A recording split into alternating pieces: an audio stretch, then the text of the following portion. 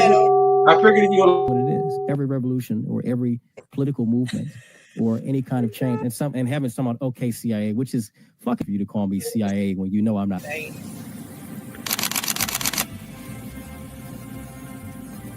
Everything was politicized. It was, oh, this is when we became the left versus the right. But both sides are trash. In COVID,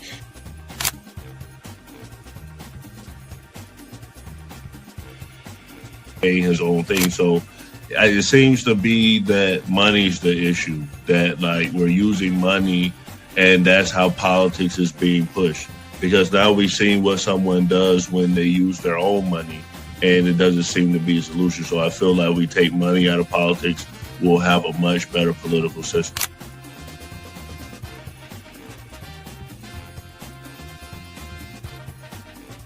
Politician, you think they're gonna come out and tell me the truth? They was lying to my mama. They ain't gonna never tell us.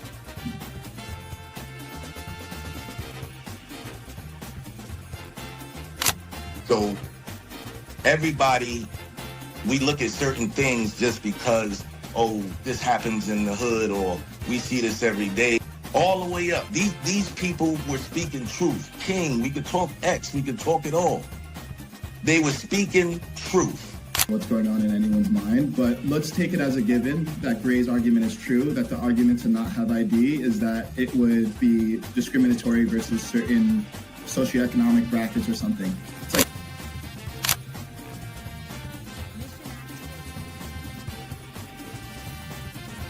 the world's greatest trial run of what people will do and what people won't do. And we are the only country on the planet that really fought against the government. A lot of it, because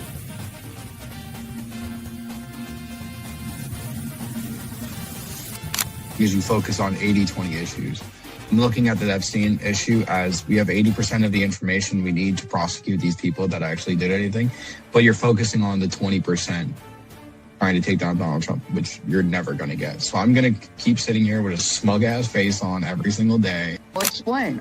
Good question. I'll give you the answer. The Republican Party constantly talks about transgenders and transgender surgery to minors. The number...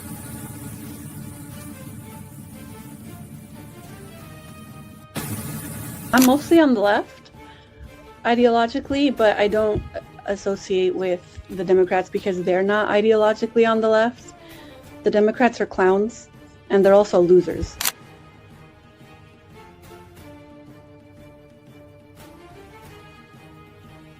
About to be any engaging conversation. It's not about to be any discourse about different political ideologies, what works and what doesn't. If that is the outcome, right? For example, I'm not going to go and just put myself in the middle of a KKK rally. Verify me. I'm not a fucking Fed. They always do this. I'll say this, right? But they did the same thing to Nick. We've seen the video. They'll call people who are genuine and authentic Feds. Because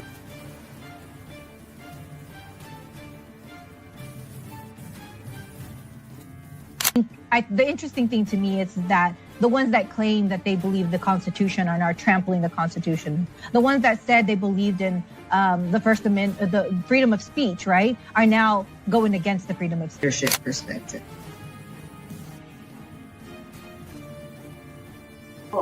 Y'all have no plan. They'll never talk about nothing positive about the Democrat Party. Everything is just anti-Trump. They're not willing to have a conversation. They call us fascists. We willing to have a conversation. Charlie Kirk's willing to have a conversation.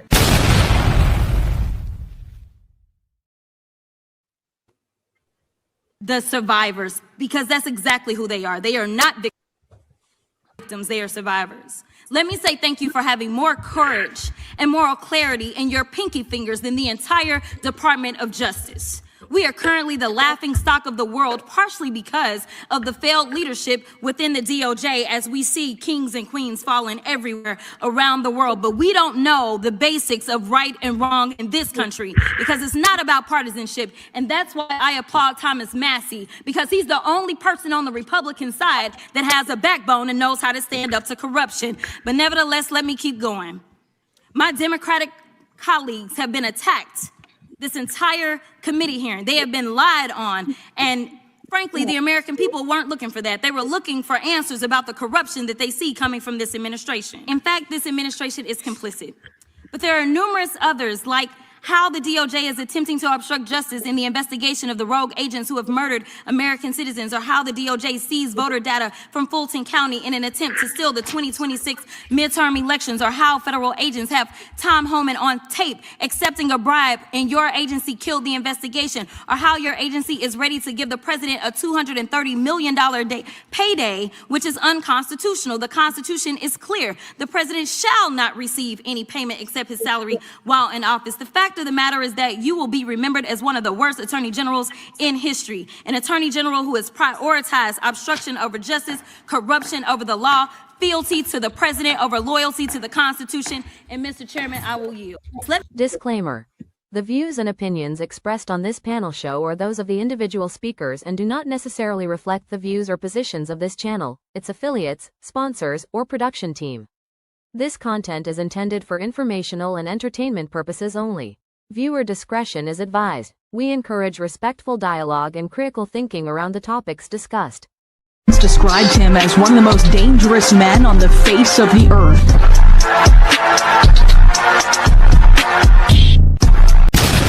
Lion roar, not the mountain high.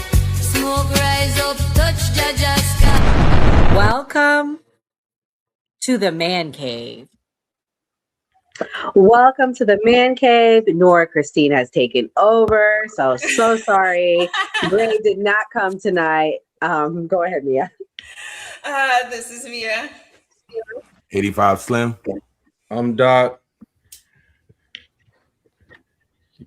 Mississippi Unfiltered. Candy, you're muted. What's happening? And we have a very, very, very special guest tonight. Reverend Jordan Wells, Black MAGA pastor, founder of Christians Against Antisemitism Institute. So we're going to have a good night tonight. Reverend went viral. He was featured on TMZ. Let me just play a clip of that, and then we'll get into our topic. I crashed before the Grammys were over, but I loved the show. And usually I'm not into these. It was a great concert. It was a really with some good awards concert. handed out. Yes. It was a good concert. But a lot of talk about the big winner, the Album of the Year winner, Bad Bunny, who also won a Grammy for Best Urban, Best Música Urbana. My Spanish is a little off there.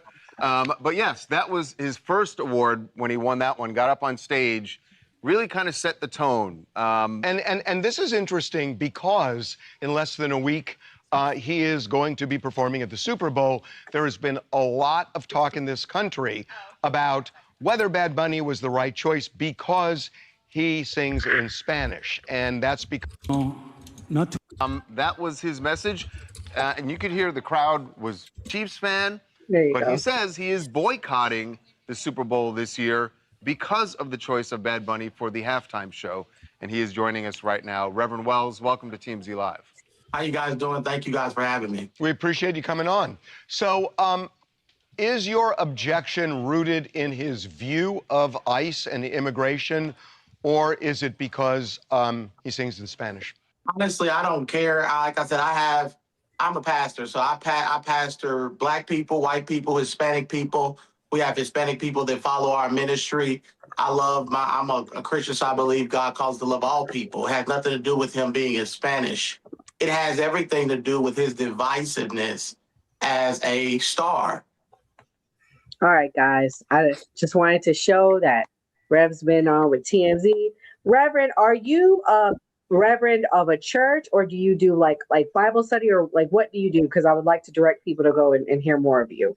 Well, I had a church for years, and before that I traveled and preached, wrote some books, Christian books, and then I pastored for 3 years. And now I kind of have like a Bible study that I do, because when politics took off, it was very hard for me to keep my church because, I pastor Black people, and being a Republican, outspoken Republican is not popular.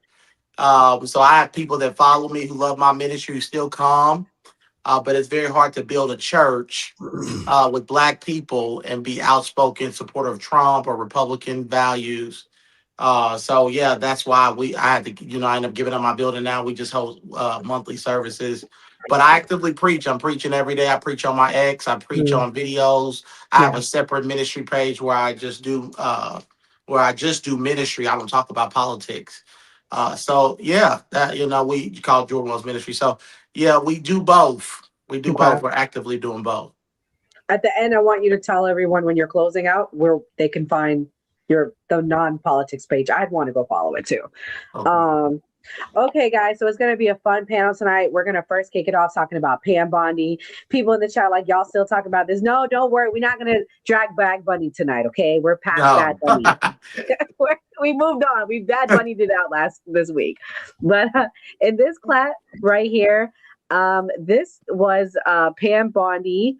We're going to have a balance tonight. It's going to be some critical of Pam Bondi, some in support. I'm going to kick it off and show where she did well. She was given 3 straight minutes answering questions, and she did well in this part. Let's watch. Questions for you that we can get through pretty quickly, I think. Can you tell me, is it true that the Biden-Harris DOJ raided President Trump's home? They did.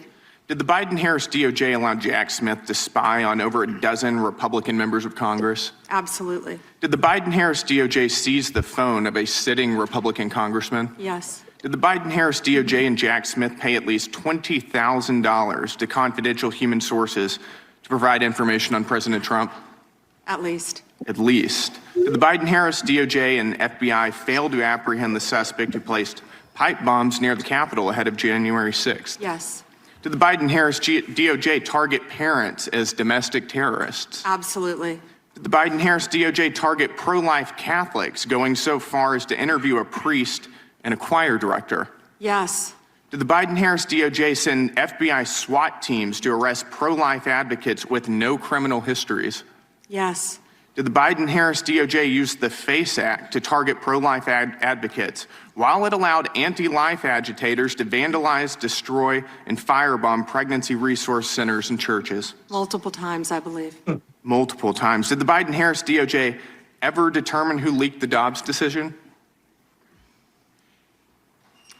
I can't discuss that. No, under Biden-Harris. Got it. No. Did the Biden-Harris DOJ and FBI target whistleblowers for revealing waste, fraud, and abuse within the department to Congress? Not to my knowledge. Did the Biden-Harris DOJ refuse to say whether it coordinated with Alvin Bragg, Fani Willis, and Letitia James in their lawfare against President Trump? They refused. Did the Biden-Harris DOJ slow-walk the criminal investigation and prosecution of Hunter Biden? That's an understatement, in my opinion. Yep. Did the Biden-Harris DOJ determine who brought cocaine into the Biden White House? They did not.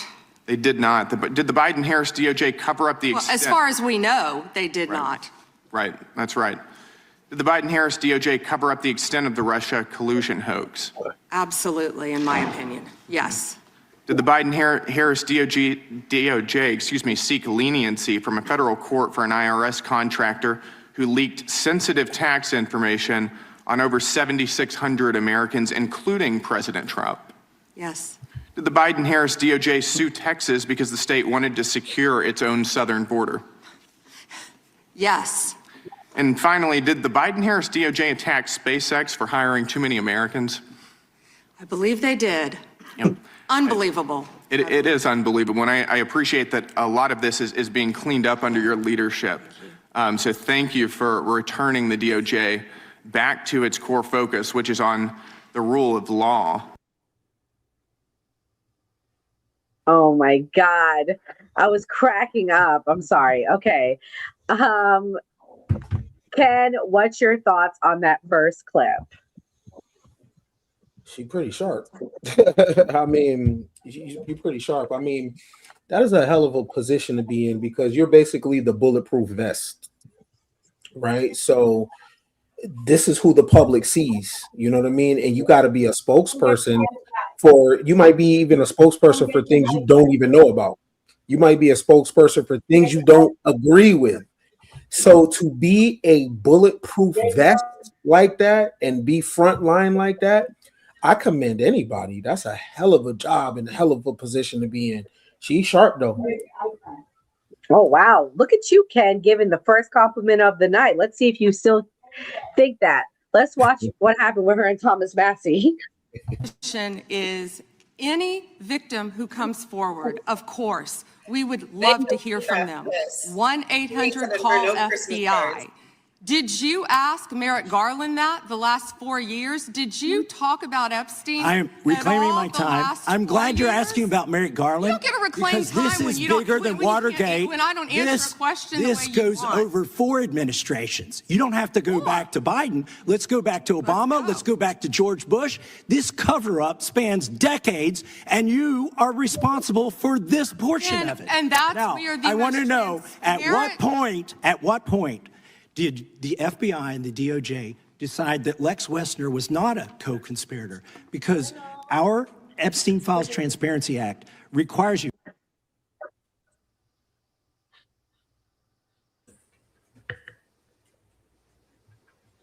Okay, that was weird. It got cut off. But this question is for Rippy.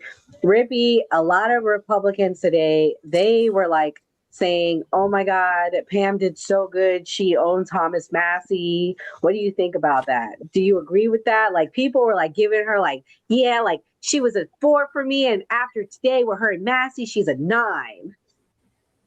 Wow, I'm shocked. I haven't heard that, but no, I completely disagree with that. Neither am I. No, where that's coming from? Because only thing I heard was the same thing. I agree with. Like I've always been a fan of Tom Massie, and I was vocal about my disappointment with Trump when he went after him. But I think Tom Massie he's authentic, and can't say Pam Bondi is sharp, but so is Tom Massie, and he let her have it. He destroyed her in that hearing. So unfortunately, we couldn't see the rest of it. But don't get me wrong, I still love Pam Bondi. Yeah, I still love Pam Bondi. Tom Massie, he did his thing. Slim, do you agree, as you're like the most MAGA guy on the panel, I think, do you agree that she destroyed Tom, or do you think that Tom owned her?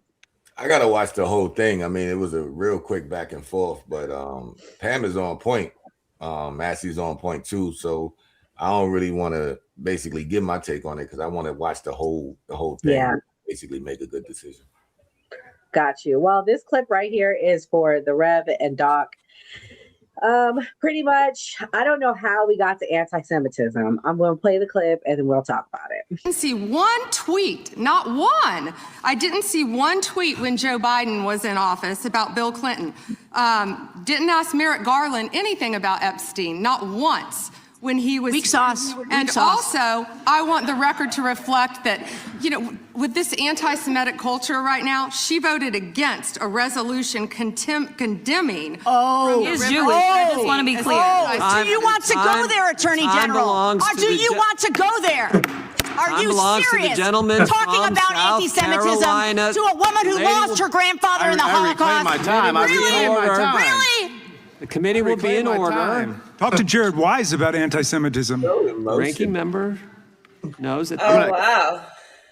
So, Reverend, do you believe that this person was being anti-Semitic? Do you believe that if you're critical of the Epstein files in the sense of, well, we need to talk about what's going on, that you're an anti-Semite? What do you think?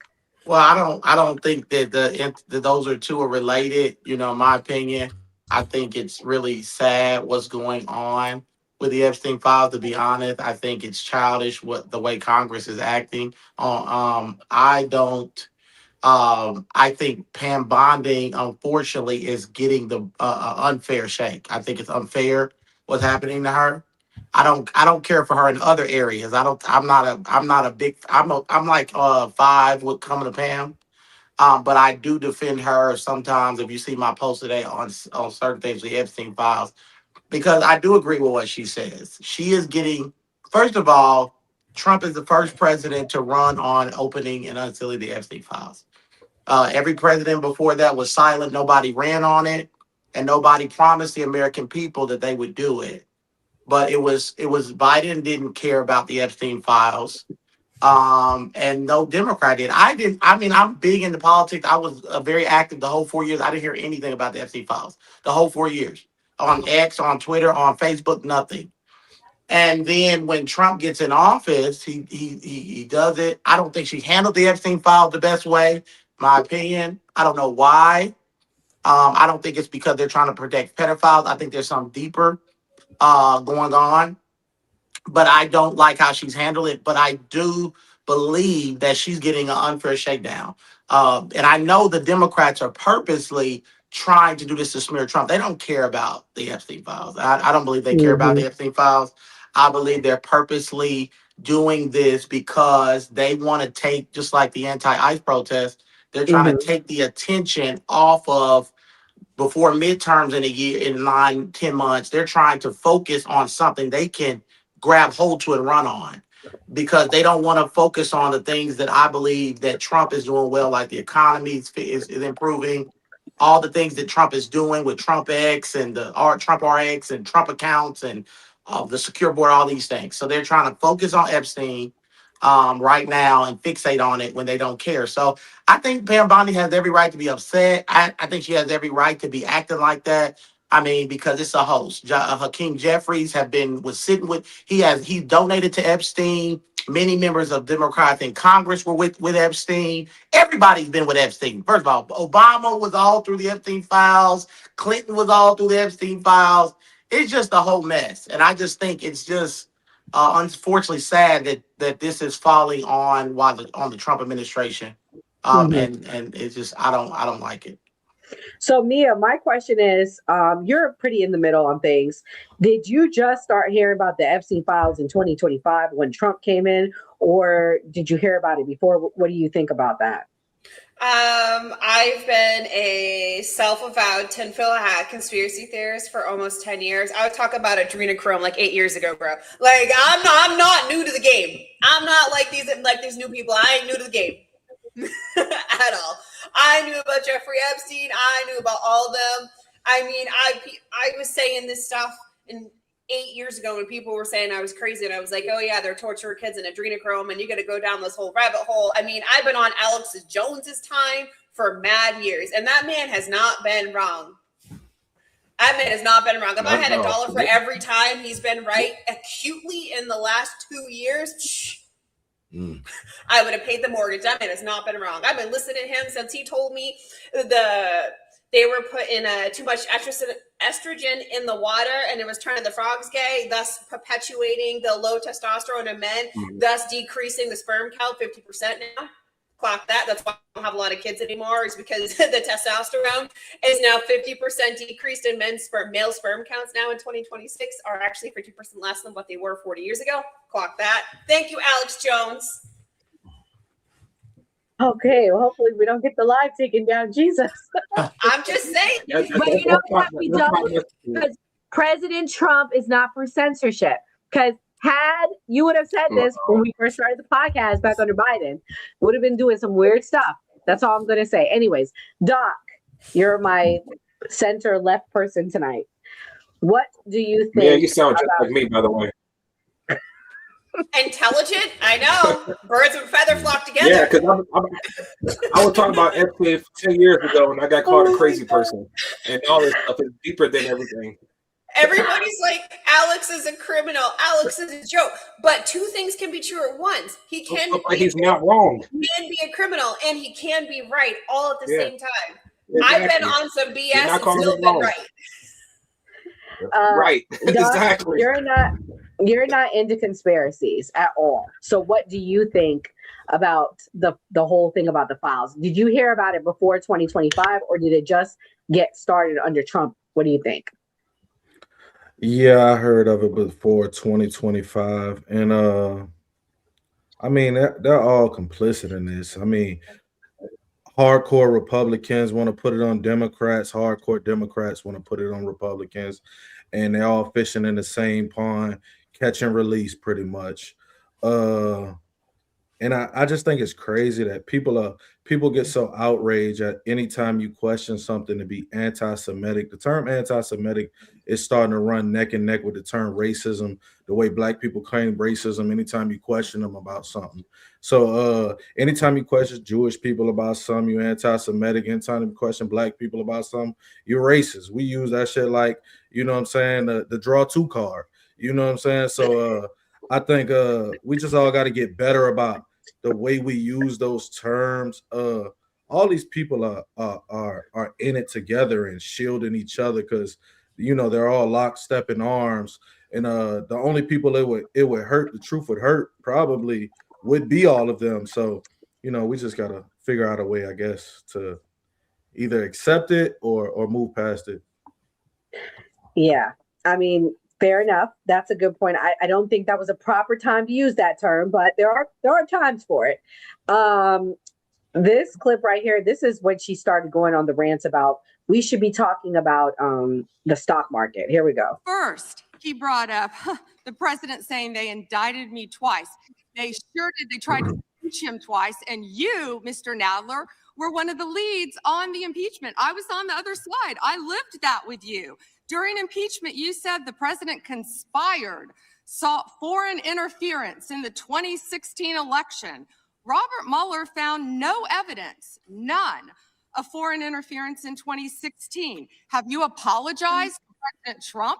Have you apologized to President Trump, all of you who participated in those impeachment hearings against Donald Trump? You all should be apologizing. You sit here and you attack the president, and I am not going to have it. I'm not going to put up with it. All they want to do, all the American people need to know this. They are talking about Epstein today.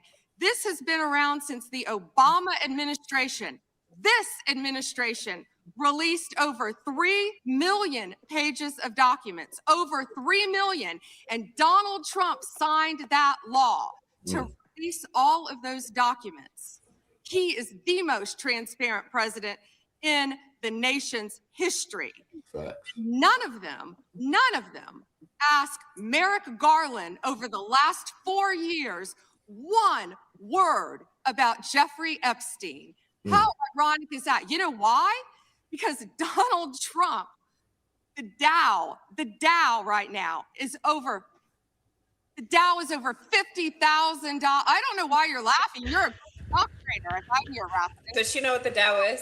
Over 50,000. You stumbled over that a little bit. The S&P at almost 7,000. And the NASDAQ smashing records. Americans' 401ks and retirement savings are booming. That's what we should be talking about. We should be talking about making Americans safe. We should be talking about, what does a Dow have to do with anything? That's what they just asked. Are you kidding? Mr. Jordan, Mr. Jordan. Committee will be in order. Mr. Jordan, am I going to get an extra 45 seconds added to my time? The committee will be in order. The time belongs to the gentleman from Texas. Ms. Bondi, the Attorney General can respond. Thank you. The Dow has shattered 50,000 for the first time. This is crazy. They said it couldn't be done in 4 years, yet President Trump has done it in 1 year. National median rents have fallen to a 4-year low thanks to Donald Trump. That's why they want to focus on Epstein and our most transparent president in the nation's history. The murder rate, as I said, has plummeted to a 125-year low thanks to Donald Trump. For an unprecedented 9 straight months. Wow. Ken, what do you think? Was there truth to what she said? And I talked about this today, Ken. I did a short. I said, the reason why I think she said you need to care about the stock market is a wake-up call to the Congress. Stop questioning this because y'all know y'all do that insider trading and the stock market's doing great. So why are you mad? What do you think? So I think she's sharp. I just want to put this on the books for the record.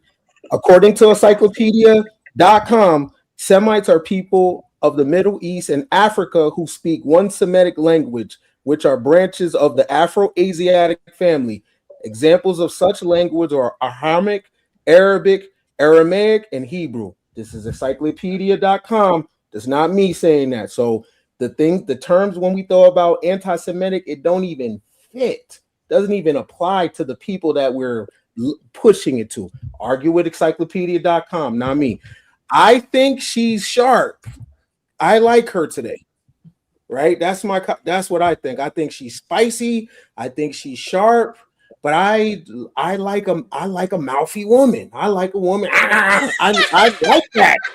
You know what I'm saying? So the way she's talking is attractive to me. That is very kinky to me. I like women that talk like that.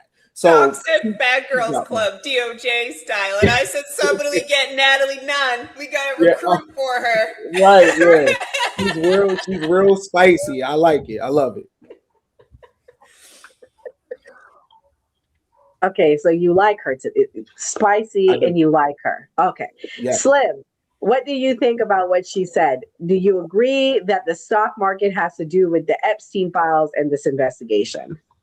I agree that they're trying to take away from what Donald Trump is doing. That's specifically what she was stating and making her point, that you guys are trying to distract the public and bring this bullshit up when you should be focusing on what the economy is doing. This is going up, and that's all factual, man. And man, that shit felt good. Like, just to hear that shit felt real good. And we looking at the Epstein files. Shit crazy to me, man. Yeah, Pam Bondi, man. Wow. Mia, what did you think about what she said? me and you talk constantly about how high everything is. I showed y'all the $12 packs of meat, a pound of ground beef at the store the other day for $13. I almost fell out the chair. I was like, I can't afford to eat. I'm gonna go be a vegan now. What do you think? I mean, I will say it's a K-shaped economy, okay? So the rich are going to continue to get richer while the rest of us are going to continue to slide down here. It's a K-shaped economy. It's been that way for quite a long time, and nothing's going to change that. I mean, I'm constantly getting email alerts from the stock market, from investors, and I mean, and we saw it with the propaganda they pushed during the during the Super Bowl. AI. Fat asses, get that Ozempic shot because we're all fat asses in this country, and the surveillance state. And that basically sums up the large trifecta cornerstone of what makes up our economy right now. The big seven make up almost 40% of the money right now is AI and tech. After that's pharmaceuticals, and the rest of that goes into surveillance and defense contracts. I mean, those are like the three things that are like holding up our economy. And it was just perfect that we saw all of that displayed as ads during the Super Bowl.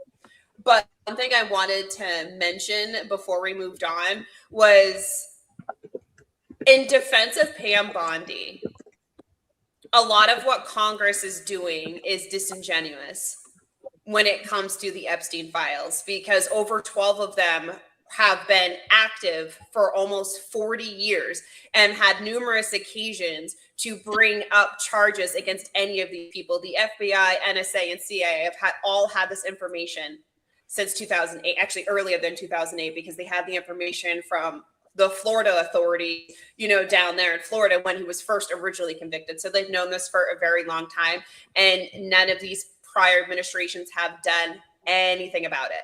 So I feel like it's not fair to treat her like a punching bag when they didn't have the same smoke for Obama, both of his 2 terms, or Biden during his term, or or Bush during his term, or Clinton during his 2 terms. So I feel like Pam Bondi's taking a lot of hits that, in her defense, she's only been AG a little over a year. In her defense, I mean, she's taken a lot of heat for something that she can't help. Rippy, this question's for you. This is our resident Democrat fan, Eric. I love to hate you, but I love you. Thank you for watching. He said, nope, Democrats prosecuted Ghislaine Maxwell and had a 3-year ongoing investigation. Trump did nothing. Why didn't Trump prosecute Maxwell? What do you have to say to him?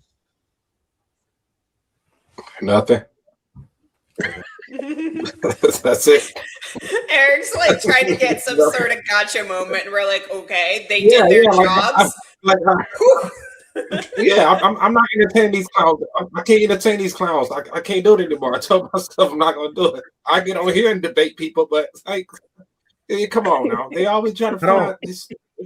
I don't get why it would matter. I don't get why it would matter though which side prosecuted them though. If these people are predators and stuff like that, it shouldn't matter if a Democrat prosecute them or a Republican prosecuted them.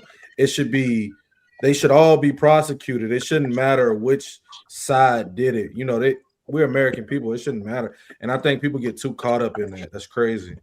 But who's going to prosecute them as part of the same system? Like, you know what I mean? You know the meme when they take the mask off? They take the mask off and it's each other. Like, who? It's one cabal.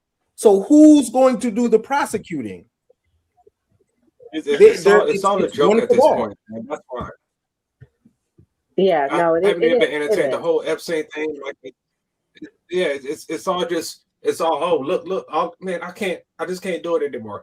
And I sat there and I read so many of those Epstein files.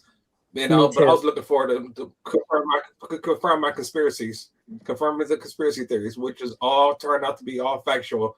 That's what I was looking for in the Epstein files. Everybody was looking for, I just want to see if Trump is in there. Who prosecuted Ghislaine Maxwell? Was Trump and Epstein best friends? Like, y'all are such surface level thinkers. That's the reason I'm not entertaining this Eric guy. Well, in this, the other thing is it got pretty spicy. She was very frustrated. She was like calling this guy a bad lawyer. Let's watch the let her lawyer. filibuster all day long, but not on our watch. Not on our time. No way. And I told you about that, Attorney General, before you started. You don't tell me. Yeah, I did tell you that. You saw what you did in the Senate. The committee will be in order. I love it. She's like, you're not even a lawyer. We will give you a few more seconds. I said that already. 45 seconds. Okay. I mean, Rippy, you say you like conspiracies. Does that feel real to you? For me, it felt very staged. I don't know. I'm just saying it felt very staged, that little moment. Huh? Yeah, I agree. That does seem very staged. I know Ken definitely liked it, though. Ken liked it. So, Rippy, what's the point of all this? What's going to happen next? I don't know. We gotta ask me on this one. Oh, dude, I don't know. The system ain't gonna correct itself. All right. So unless tinfoil hat on. Okay, take this with a grain of salt. But if I'm right, you heard it here first. Okay, one of those things. Tinfoil hat. So I was obviously doing some internet sleuthing because what else am I going to do with my spare time? Obviously, I'm an internet sleuth. So this one creator came up with two options because obviously so many people are extremely upset about this Epstein. Everybody's talking about it. Everybody is like absorbing it. They're learning about it. They're going down the rabbit holes. We're learning new stuff every day. Everybody knows that it basically is everybody. Everybody in power is implicated. There's not a single person that isn't at this point in time. So one of two things. So either the country is going to utilize Project Bluebeam or it's going to be a massive EMP when we get too rowdy. One of the two. But either way, the country's going to strike back. And when they explained it, I was like, that makes sense. That makes sense because that's some shit America would do to its own citizens. So, I mean, so we're either looking at Project Bluebeam or we're looking at an EMP to teach us a lesson. But that is very much something the United States would do when we get too rowdy and out of control. Would to become sort of a false flag event to put us back in our place, to get us away from wanting to fight them and get us into survival mode. And when he explained it, I was like, you got a point there. Let me go ask Alex Jones. But me, I don't think they have to do things like that anymore. All they have to do for real is bread and circuses. I really think we're past the stage of like America rising up. I think based on the food that we eat, we're so like aspartame, MSG, and the way that we scroll apps, and we have a entertainment thirst. I don't think the masses of the people would do anything. I genuinely think we're in Aldous Huxley's Brave New World. I don't think nobody's going to do anything. My proof: 135 million people watched that Super Bowl halftime show. I don't think nobody's going to do nothing. Excuse me, 128 million. You need to get the right number. Okay, 128 million. Reverend, what do you think? I mean, I'm kind of in the middle on the conspiracies, Reverend. I know you not at all, but we're both followers of Christ. What's going to happen next, Reverend? What's the point of all this? Is anyone going to be prosecuted? Is Les Wexner? Because he's clearly been to the island a few times. What do you think? Well, I'm definitely not a conspiracy person at all. I don't I don't get involved in it. I just try to stick with what I can prove and what I know. I've seen, as you know, Candace Owens, I've seen good people go crazy with conspiracies. So I try to stick away from them because they can make you get kind of loopy. So I like to, I don't want to deal with it. But one thing I will say is that I don't think anybody's gonna really be prosecuted for the Epstein files. I think the most thing that'll happen is more files will probably be released. Because there's a lot of pressure. Like I said, I don't agree with the pressure. I agree 100% with Pam Bondi on the focus, and it depends. I mean, the economy is definitely getting better. In some places. Now, if you live in a big city, certain cities it's gonna be how the economy is gonna be different than if it is. Where I am, our groceries are a lot cheaper. Our groceries are cheaper. Our gas prices are like $2 down here. It just, tax season just hit. My wife got a lot of money back that she wasn't supposed to get. And I'm putting posts on X every day, and everybody's talking about how much they're getting $14,000 back. Please, Jesus. They got 10. Right? Me too. They got 10,000. They got that Trump. So there's a lot of people. There's a lot of great things happening. Trump RX. And so I do agree with the Epstein 100%. The Democrats are going to keep pushing. I mean, we're not going to hear the end of it because they can't, because they have to. They cannot. Their focus. The Democrats' focus. Judge McCrockett said this. She says she believes it's okay to lie if that means beating Donald Trump. She said it on a podcast. The Democrats are very smart at deception and playing on people's emotion. That's why the ICE thing blew up. That's one thing I will give them as a party. They're very good at emotional, especially uninformed voters. They're very good at grabbing the strings of emotional, uninformed voters and making them believe a lie.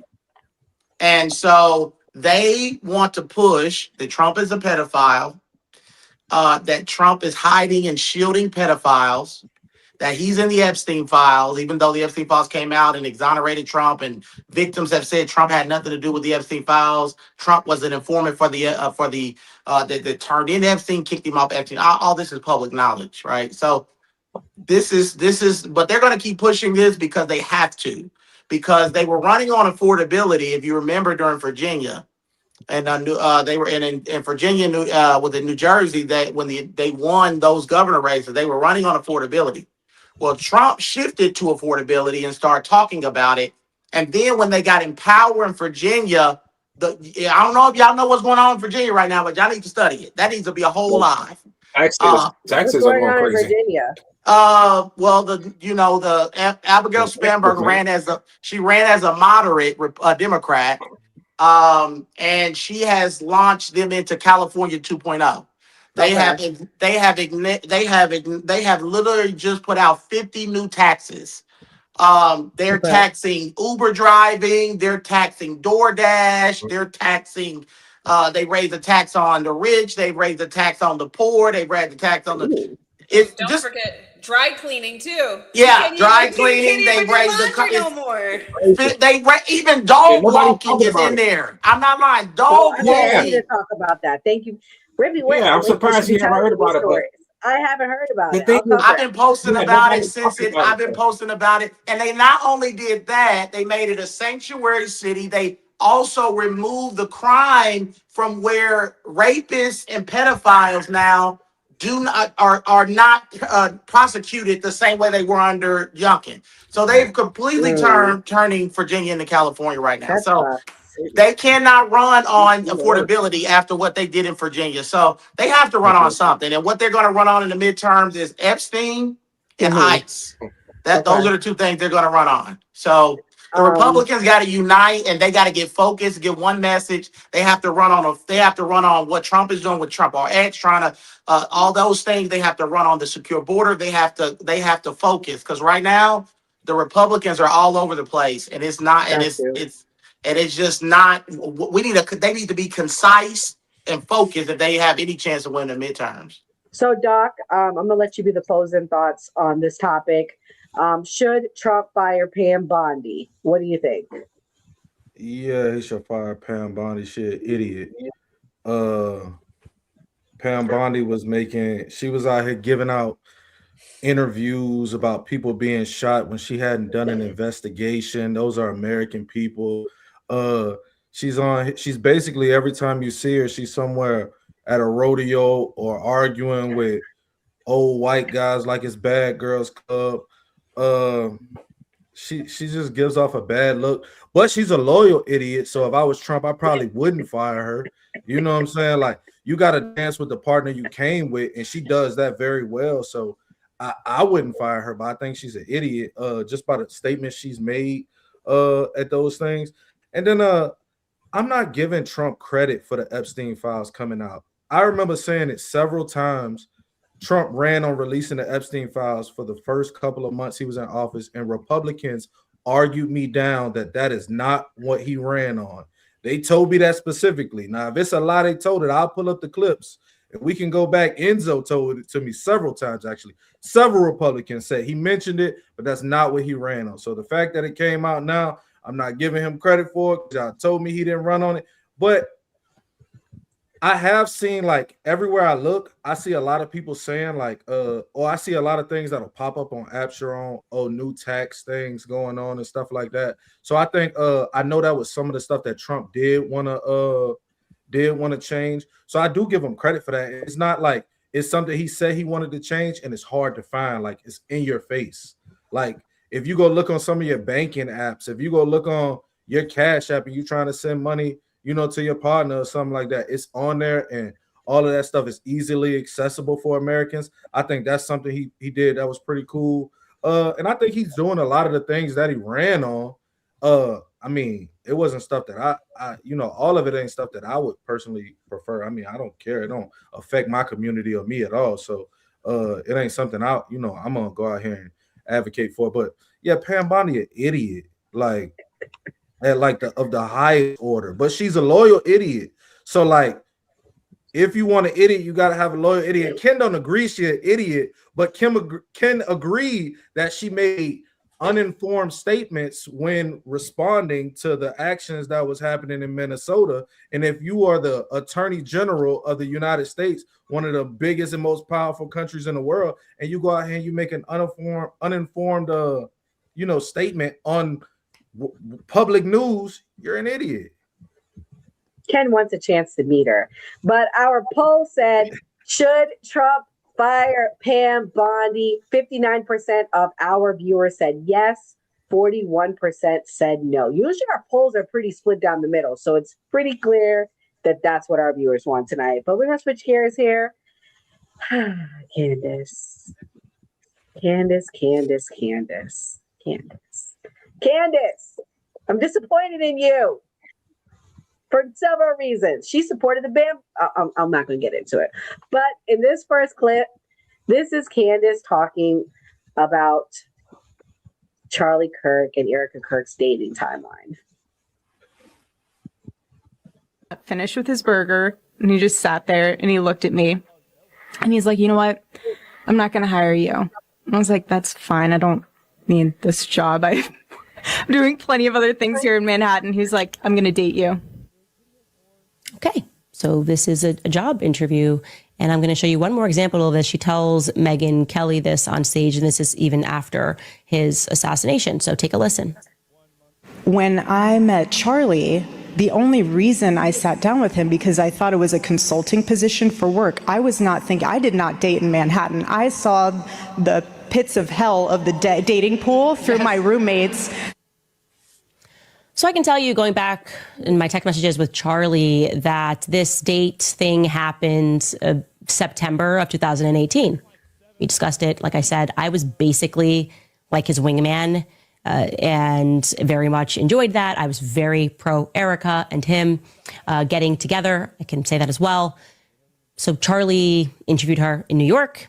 That is true because she was looking for a gig with Turning Point USA. And I find that now to be very strange, weird, that she would be looking for a job in politics at the exact same time that she apparently received her New York real estate license. Yeah. So October 2018 is when they began dating in earnest. That is the very month that Erica receives her New York real estate license. She begins dating Charlie Kirk. I'm going to show you that. Here is her license, and I'm going to show you how you figure this out. This is a snapshot. You can see it says this real estate license is valid until October 24th, 2020. In New York, your real estate license lasts for 2 years. Think of it like a driver's license. You have to get that license renewed, and it's every 2 years. So if it expired in October 24th, 2020, that means that she received her real estate license, we can assume, on October 24th, 2018. Right when she started dating Charlie Kirk. I just thought that that was super interesting. That didn't exactly make sense to me as I was doing this timeline, because I remember when Charlie met Erica. I remember Tyler setting this up. I remember the conversations, and I still have the conversations, thankfully, because I delete nothing when all this went down. The career that I was told that Erica had was that she was doing fashion. Erica was in New York City. I met her at a steakhouse shortly thereafter. Charlie wanted to know what I thought about her. And what I was made to understand was that Erica was working in fashion on this clothing brand, Proclaim Streetwear. She wore a lot of jewelry on her arm, and she was into like Christian branded fashion. So I'm just trying to understand why you would be trying to do both a fashion company, and then if you look up the LLCs, certainly at being of 2019, she files for a trademark for that fashion brand. So she is both running a fashion brand, getting her master's at Liberty University, getting her real estate license, and beginning a career with Corcoran Real Estate, which is a massive real estate firm in New York. When we dig up the relic. Oh, God. Reverend, what does this guy do with her investigation for Charlie? I'm not seeing the connect. I mean, I'm going to let other people speak that may see the connection, but I'm going to let you go first because I know you really been keeping your foot on Candace's neck. Even in the beginning, when I was still giving Candace the benefit, I'm like, man, Reverend, you kind of mean. But now I'm like, damn, she's upset. This is a stalker. I can't. I have no words. And people have to understand when I've been talking about Candace on Christian podcasts. I've been talking about her. I just went to Nebraska, talked about her on a Christian podcast. And I talked about her. We have it's a documentary coming out about Candace people don't know about, but it's coming out. And I was one of the voices. I think Ben Shapiro's in it, and a lot of the people. I don't know when it's coming out. But I will say I used to be part of Lexic. In the beginning, I loved Candace Owens. So people have to understand this is personal. This is heart-wrenching for me. I've never seen a fall this big in politics. And it's just sad. I mean, this was one of the top Black conservatives in our country. And so many Black conservatives looked up to Candace, to be honest. Because of her intelligence. And to see her become basically the jealous ex, stalker. First of all, from a moral point of view, I just have no tolerance for that. Like, I'm married, so if you're not married, I think it's kind of hard to understand, but this woman lost her husband. You know what I mean? Like, she didn't just lose her husband. She lost him in like the worst way you can lose a spouse. They had children together, right? I know what love looks like. I am a pastor. I'm a counselor. I counsel people every week. I know when couples are faking it. I know when couples don't love each other. Charlie Kirk, I see videos. I see love in their eyes. He loved his wife. The way he talked about Erica Kirk was just like magical. We all could want a relationship like that. And to know that this woman had to watch her husband get shot in the neck on live television. And then the whole world, half the country to mock his death and have to explain that to little children while at the same time taking over $1 million grassroots organization shows that woman has amazing strength that I don't even think I would have. And it shows her strength in her character. She didn't respond to Candace for a long time, which shows me as a pastor that she has real godly character. It's nothing godly about attacking somebody. It's nothing even about being a human being. Forget being godly. to attack a person that's a widow. That is, I don't care. There are things that are true that you might feel like that is true, but is wrong. And I was telling people like that. There is, so I can say to a person, if I have belief that a person say is living a certain lifestyle, I don't like it. We all have family members that we don't agree with, right? You're not going to just go up to your parents or your family members and be like, you're wrong, and just start preaching at them, right? Because it's a way, it might be true, but it's wrong. Candace is wrong on every level. I think that should be a bipartisan thing. I don't understand why there's so many people that go along with it. I don't have really a lot, honestly, I don't have a lot of respect for people that do. Because I just don't think that good people do that. You know, there used to be a time in our country where that was true. If you did this 50 years ago, can you imagine if this was going on 50 years ago? 50 years ago, just 30 years ago in our country, where people had morals and values and actually believe that you take care of the widow and not tear them down. It's just, this is the modern people. They're just different than when our grandparents were growing up and our parents were growing up. It's just, I never see anything like it. So I respect everybody's views. I try to. I don't really get upset about much, but when it comes to Erica and Charlie thing, I get really upset about it, and I get really passionate about it completely. Yeah, I get it. Ken, you were married quite a while. Is Erica Kirk like Jackie Kennedy, where we should have reverence for her, not critique her, not do an investigation? Are you team Candace, team Erica? What's your thoughts? Man, I'm sorry, Rev. Man, I'm with I'm a part of the heathen crowd, so I'm gonna go in a different direction. So pardon me. Erica Kirk lost a husband, but Candace Owens lost a man. That's Mistress Dick talking. That's how she sounds. She was in a relationship with Charlie.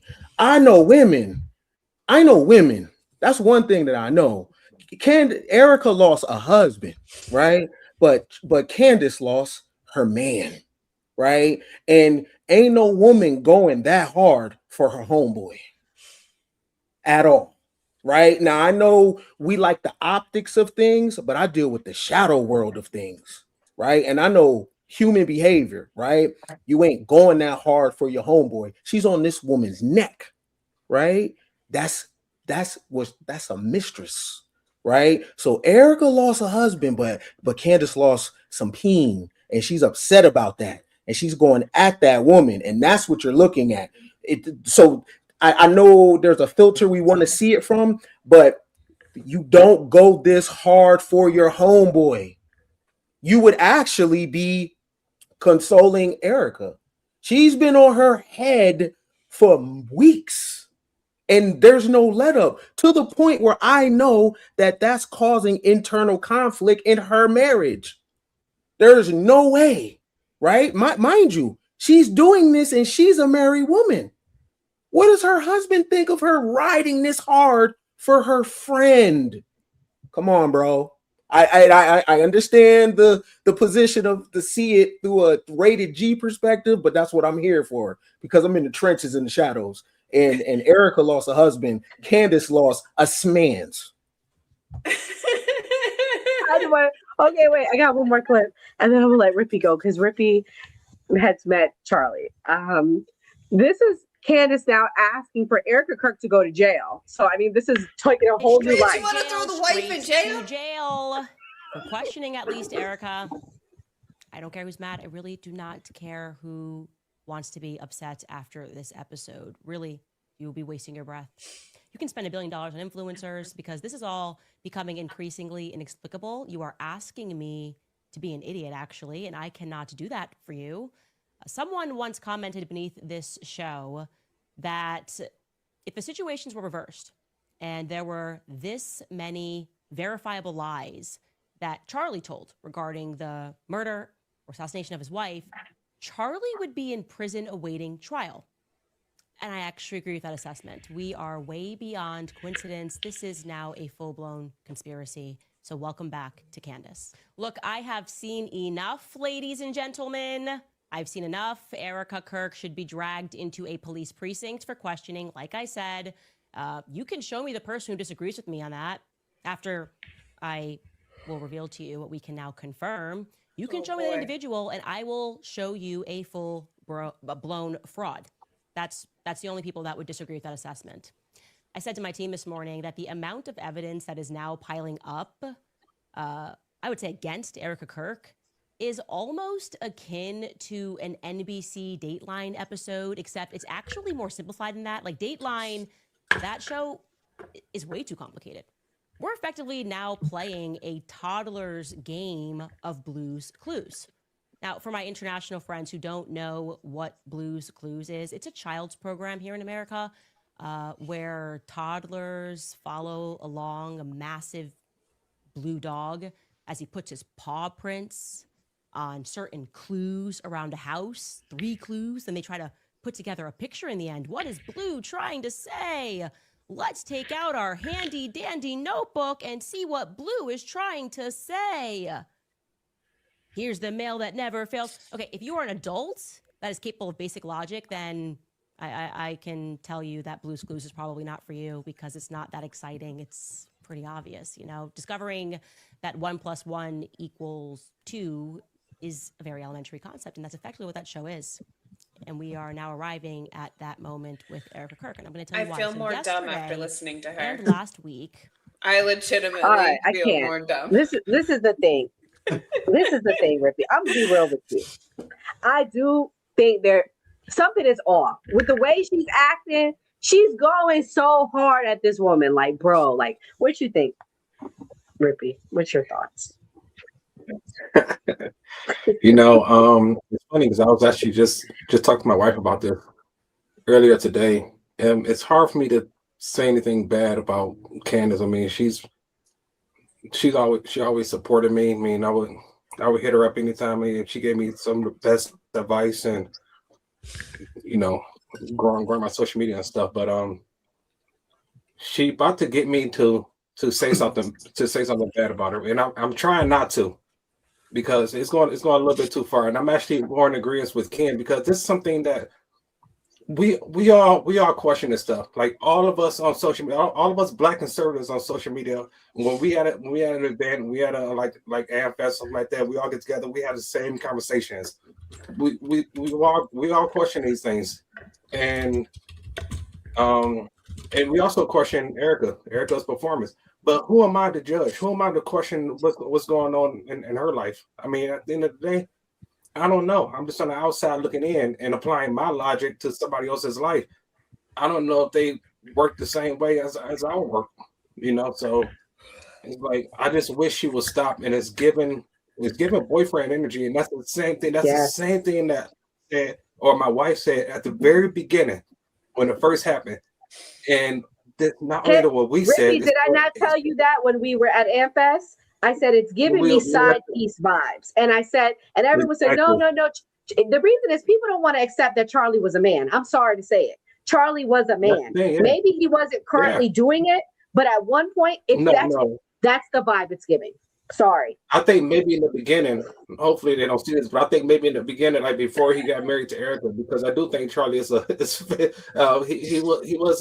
authentic Christian man, so I think he was faithful to his wife. Yeah. But in the beginning, when they were together, they were probably smashing, and then they got with them, and she's still in love with him, because there's no way that a husband will allow his wife to get on a podcast every day and talk trash about a dead person's wife like that, because everybody gonna start questioning, like, what kind of man are you? And you would think Candace Owens would be married to an actual real man, but a real man will not put up with this garbage unless he knows for a fact. Mr. Ripple, does your eyes tell you? Does your gut tell you that the way Candace is acting, that their relationship was back in the day?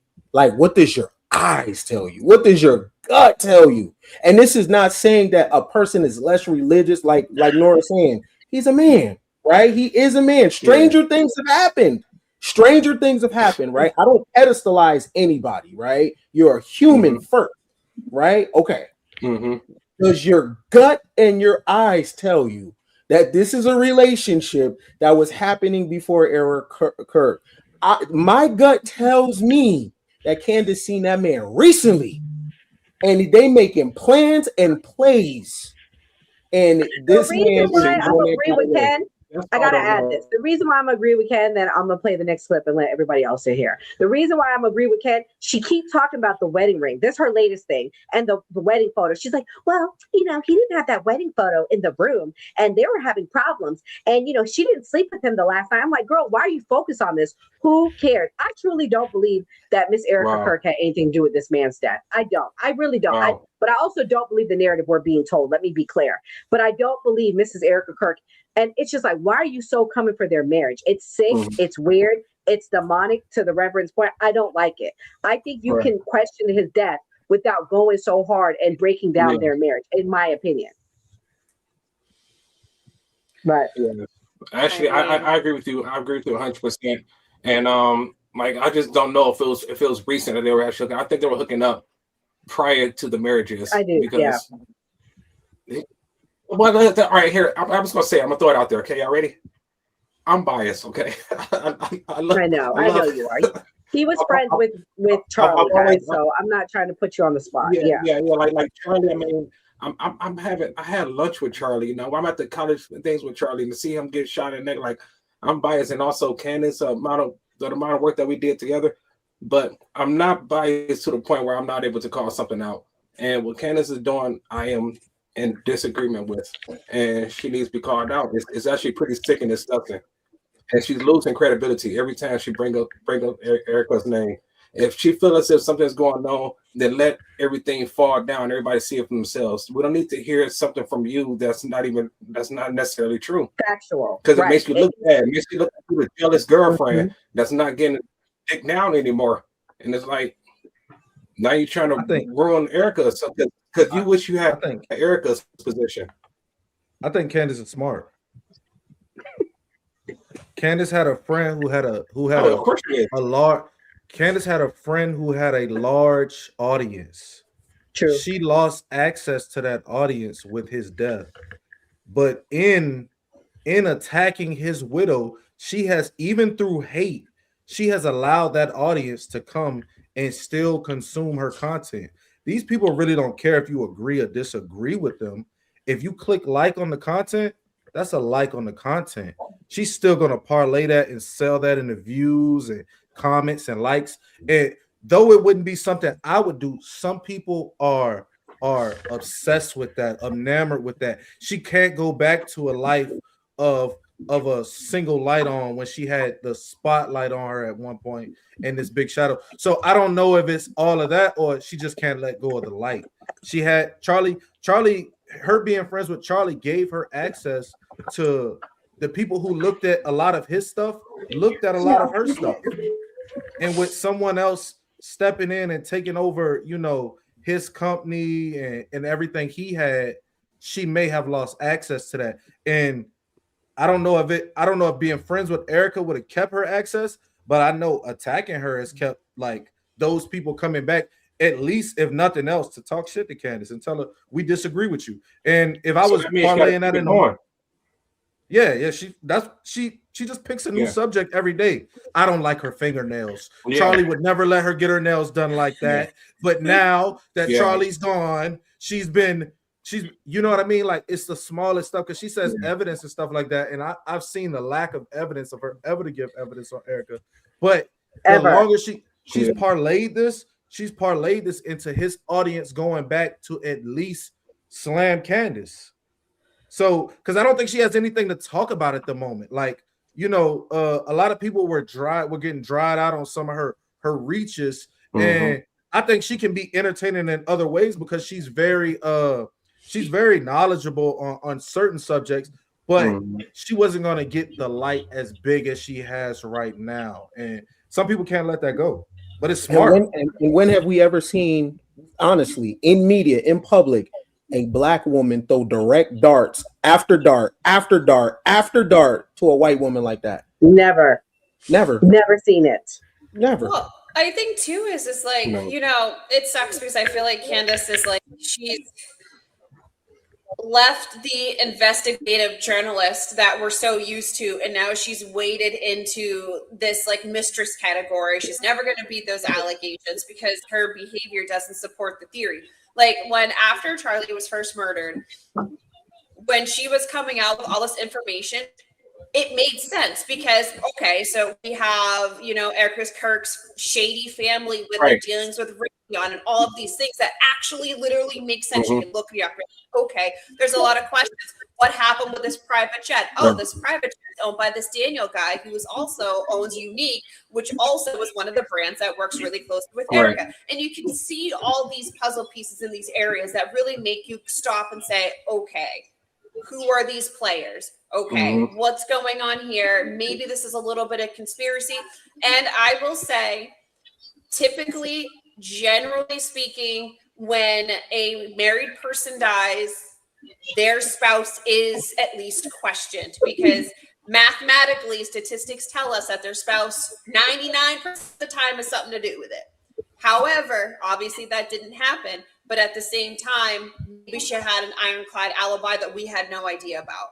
But right now, it's like Candace needs to let it go because pretty soon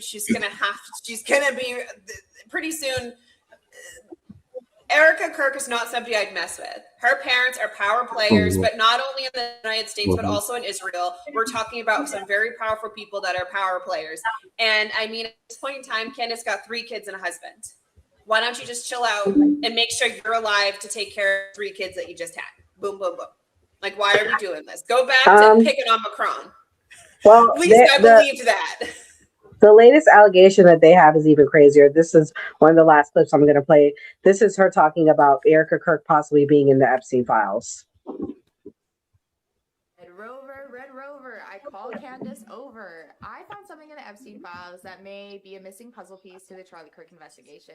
Let's get into it. So after Charlie Kirk had passed away, we started seeing these articles pop up, which made me dig into Erica Kirk, and I found the Romanian Angels stuff. That video blew up, but I didn't have any lawyers sent after me. Instead, it was private investigators asking how I found this information, asking me to send them links. I knew at that point that I was on the right track, was suspecting that Erica Kirk could be involved in something bigger than what we're being told. So I've kept digging because in every homicide investigation, a potential suspect is the spouse, especially when they have so much to gain, right? Now, this article that was posted shortly after Charlie Kirk's assassination by USA Today states that Erica Kirk worked as a real estate agent in New York City for the Corcoran Group. So if we're to believe the story that she works as a real estate agent for the Corcoran Group, then her boss would be Pamela Liebman, because Pamela has been the president and CEO of the Corcoran Group since 2000. At least that's what the public has been told. Now, in this Epstein document that's doing an official name search and alias for Lynn Forster, aka Lindy Rothschild, it states that under her work affiliations that she is the Corcoran Group Inc. president. And it even shows her email, which is redacted. Now, this is a bit of a tinfoil hat conspiracy theory, but if Erica was involved in anything sketchy and she needed to receive payment, having her work for the Corcoran Group as a real estate agent would be a very easy way to launder money, right? Let me just tell you how God works. I don't actually use TikTok that often. And I got this video, I think somebody sent it to me. And I had just arrived at an interesting fact about Erica, because, we've been working in the background on this timeline of her life, and it was about her real estate career. An interesting little tidbit that I can add here on her journey. It just so happens to be, like I said, this came across as I was noticing this inexplicable data point. The story that we are told, and the story that Charlie was told, the story that I was told, is that Erica and Charlie Kirk fell in love when he was interviewing her for a job with Turning Point USA. Reverend, you were visibly laughing. It is quite funny regarding what she said. What's your thoughts on everything that I just played? I feel like I'm losing my mind watching her. Like, that's one of the things is I always tell people, like, you have to, like, well, first of all, I want to say what he said is very true. I don't, the guy who was talking about her audience, I think a lot of what Candace is doing for a lot of reasons, I don't agree with Ken when it comes to them sleeping together. I think maybe she might have had some infatuation with him. Maybe happened in the beginning. I believe I'm like the other guy. I know people who know Charlie Kirk and they say he was a man of great integrity. He dedicated his life to preaching the gospel. I just don't see that. I'm not saying it's not possible. I've heard of men of God falling in the sexual sin, so I'm not saying it's not possible. But I just don't agree with that. But one thing I will say is Candace, I think it's a little bit of both for what we all been talking about. I think there's a little bit of I think she had a thing for Charlie Kirk. I think she wanted to be his wife. And I think Charlie Kirk did not choose her for whatever reason. And I agree with you. Yeah, and so whatever reason he did not want to be with her, and I think she's always had a thing with Charlie Kirk for Charlie Kirk, and I think jealousy was a big part of that. When she got Turning Point, I think it set it off because I thought she felt like she helped Charlie build Turning Point, and that Turning Point should have went to her.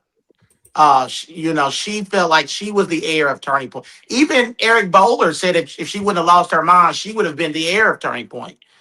Because in the beginning, she really helped build Turning Point. They did it together. But I also believe it's a little bit of both. And I just think Candace is not in a good place, y'all. I mean, my background is I have a bachelor's degree in counseling. I'm working on a master's degree in counseling. So I counsel people. And I deal with people with a lot of mental health. I think something's going on. I think she's losing it. I think that a little bit of it's purposeful, but I also believe Candace has wandered somewhere. And that's why I always tell people with conspiracy, that's why I'm not into conspiracy. Because you have to be careful when you get into conspiracy because it can take you to a place you don't want to go. And I'm not saying that some people don't have a balance, but there are people who get out there. Like, they get out there to like the earth is flat type thing, And But what I if think it is? Yeah, I don't deal with conspiracy. I just had to say that. I'm sorry. And honestly, I think that's where Candace is, and I think what's going to end up happening, Candace is going to get herself sued really bad. I think she's going to end up. I think she's going to lose, and I think she's going to lose the case with the Macrones. I do too.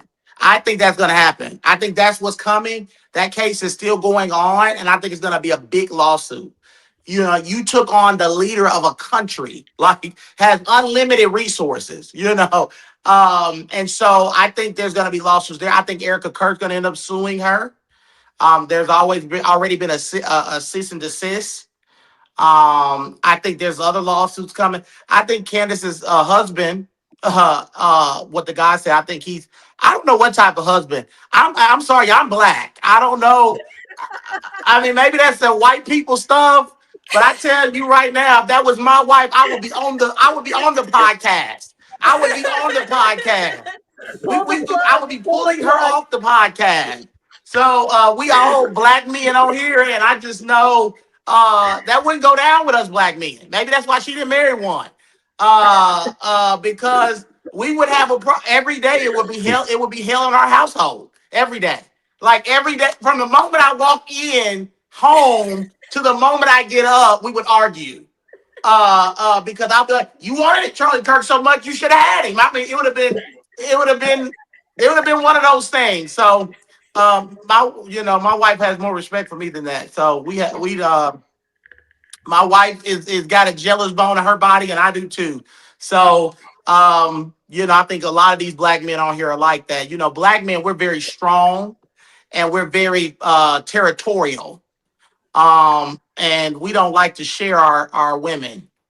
And that's what's going on is, I'm gonna close with that I just feel sorry for her husband, to be honest.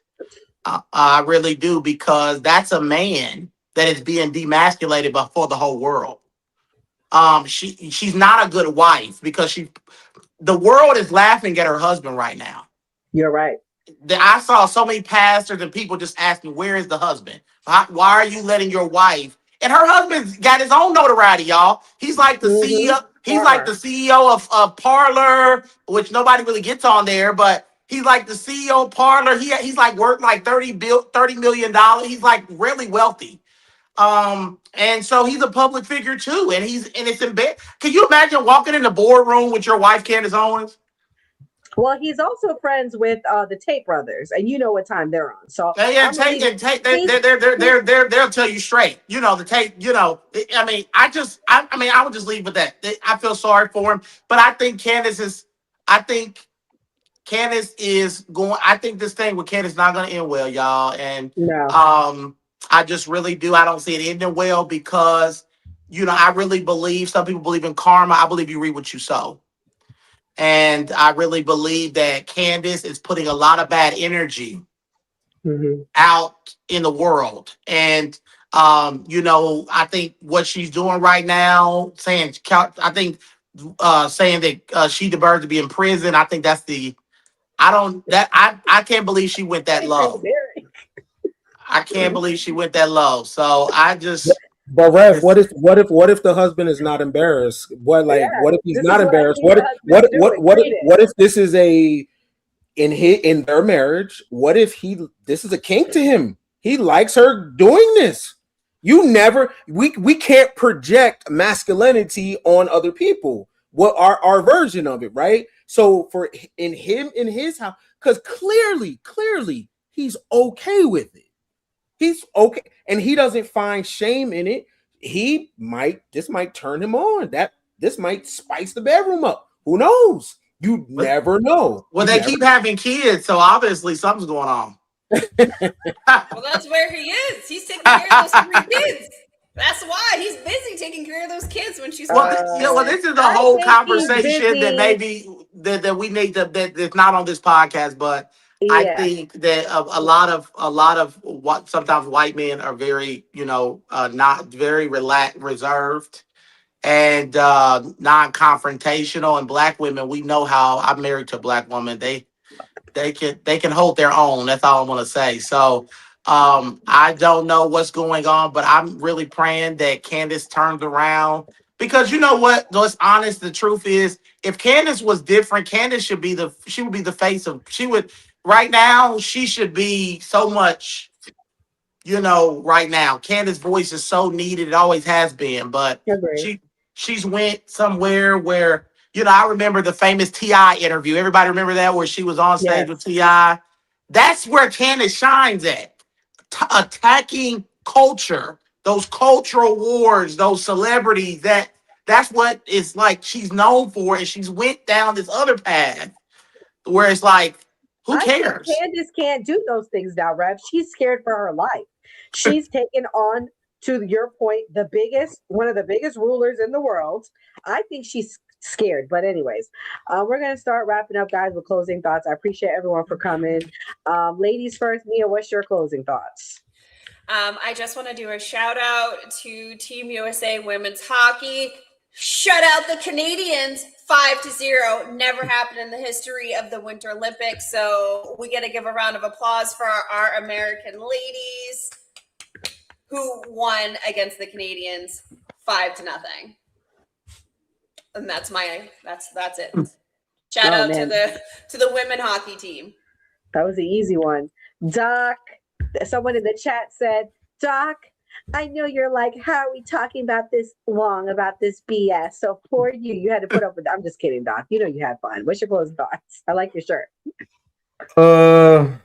Thank you. I got my new party shirt on. Somebody call Nora a smoke show in the comments. Nora didn't want to put it on the screen, you guys. Don't worry, I'm here to share it with you guys. Man, I just hope, you know what I'm saying? I believe Candace is someone of a religious background or whatever as well. So I hope she finds some sort of peace and move on beyond this. I hope everybody can stay inquisitive about politics, but realize that, you know, get out and vote, you know, use your voice.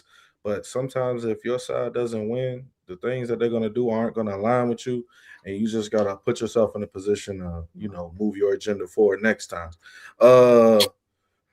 Yeah, all of this stuff is for a lot of clicks and likes. People get on this internet and they get real addicted to it. So like I said, everybody on the panel, a lot of them have they make content. I don't. You'll see I have a TikTok and an Instagram, but I'm mostly just on there lip syncing in the car, do whatever I'm doing throughout the day. So you guys don't follow me, but follow everybody on the cast. They make great content. Like, subscribe.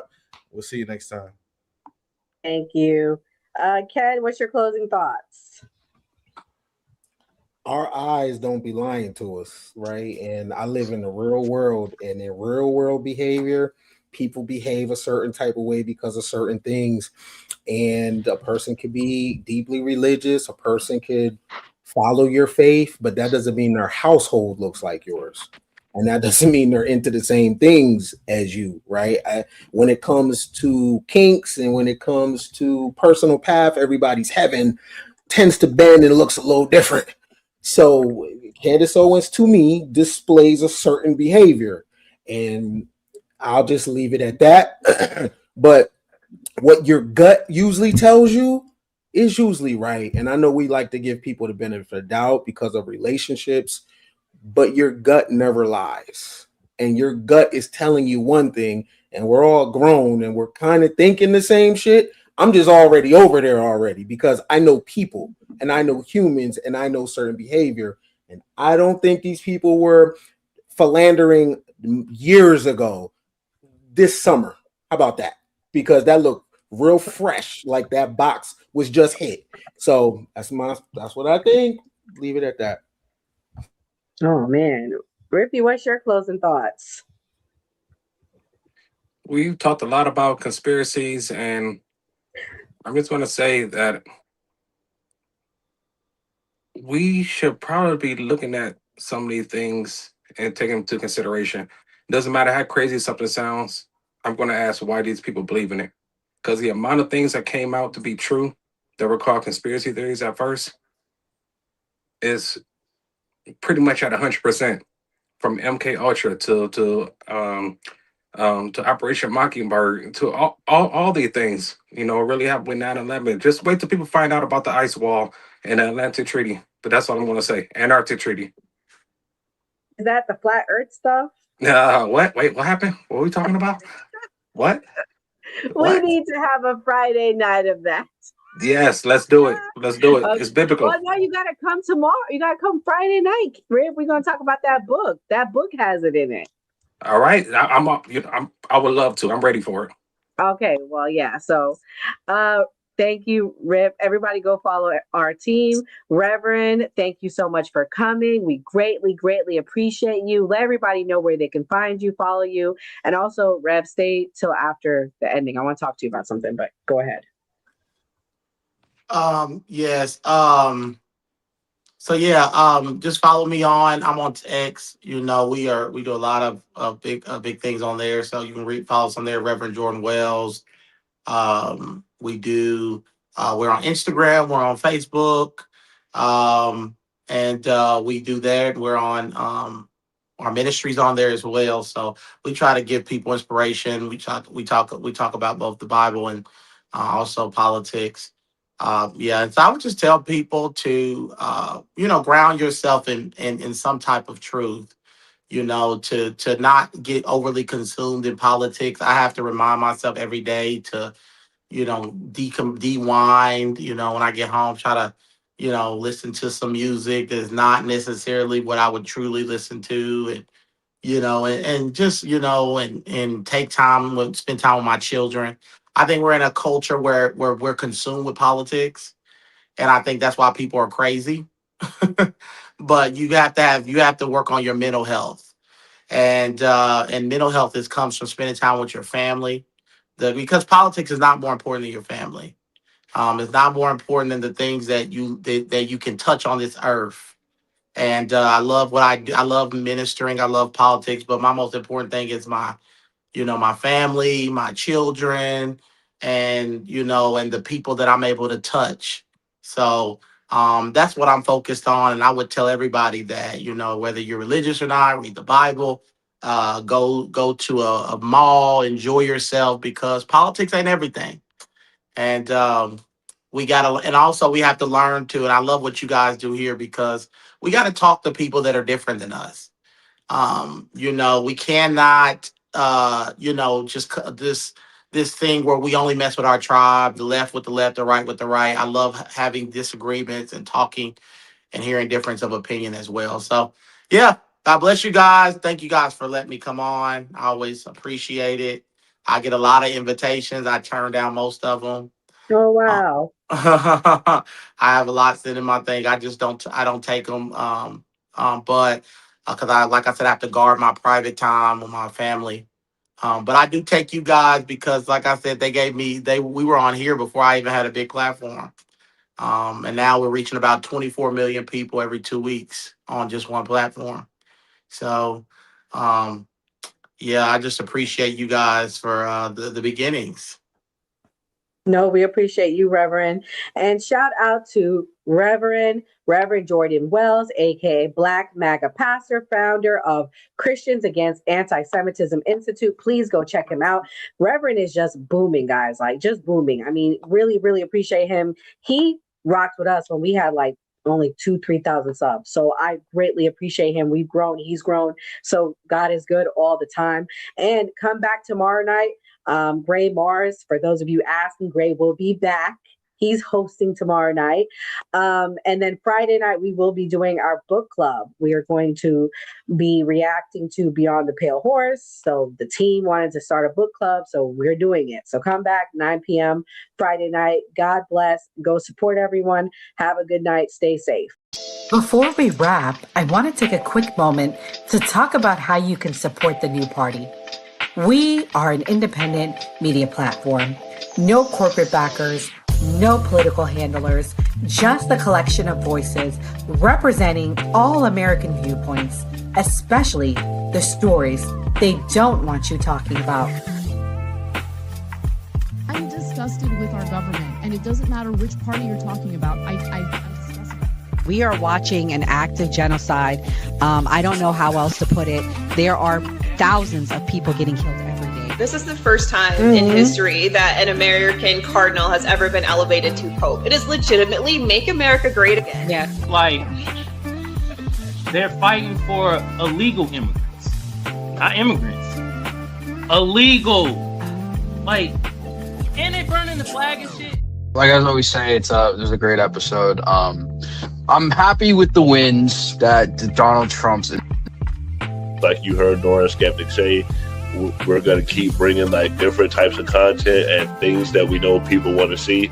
And like we always say on the New Party, always vote. If you believe Americans can still have civil discourse, even in these polarizing times, we need your help to stay independent and keep growing. You can support us by donating to our GoFundMe page, becoming a channel member, sending a super chat, or grabbing merch from the New Party store. Every donation goes directly toward growing the channel promotion and our upcoming documentary. And as a thank you, donors will receive an exclusive copy of the documentary 1 week before it premieres. Who is the New Party? We're you, your voice, your stories, your America. We can only do this together. So if you're able, please donate and help us get the message out.